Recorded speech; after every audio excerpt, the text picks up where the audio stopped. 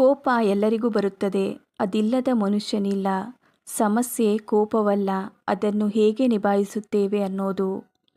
ಕೋಪ ಬಂದಾಗ ಮೊದಲಿಗೆ ಮಾತನಾಡಬೇಡ. ಆ ಕ್ಷಣದಲ್ಲಿ ಹೇಳಿದ ಮಾತು ನಂತರ ವಿಷಾದ ಕೊಡುತ್ತದೆ. ಕೋಪ ದೇಹದಲ್ಲೂ ಕಾಣುತ್ತದೆ. ಉಸಿರಾಟ ವೇಗ, ಹೃದಯ ಬಡಿತ ಹೆಚ್ಚಳ, ಇದು ವಿರಾಮ ಬೇಕು ಅನ್ನೋ ಸೂಚನೆ. ಆಳವಾದ ಉಸಿರಾಟ ದೇಹಕ್ಕೆ ಸಂದೇಶ ಕಳಿಸುತ್ತದೆ, ಸುರಕ್ಷಿತ.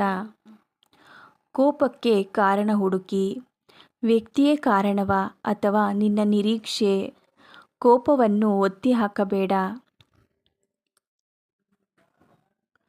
ಸರಿಯಾದ ಸಮಯದಲ್ಲಿ ಸರಿಯಾದ ಮಾತು ಹೇಳು.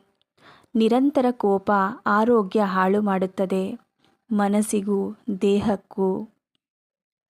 ನಡಿಗೆ, ನೀರು ಕುಡಿಯುವುದು ಕೋಪ ತಣಿಸುತ್ತದೆ.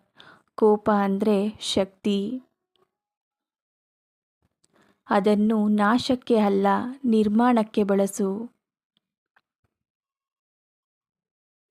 ಶಾಂತ ಮನಸ್ಸು ದುರ್ಬಲತೆ ಅಲ್ಲ, ಅದು ಬಲ.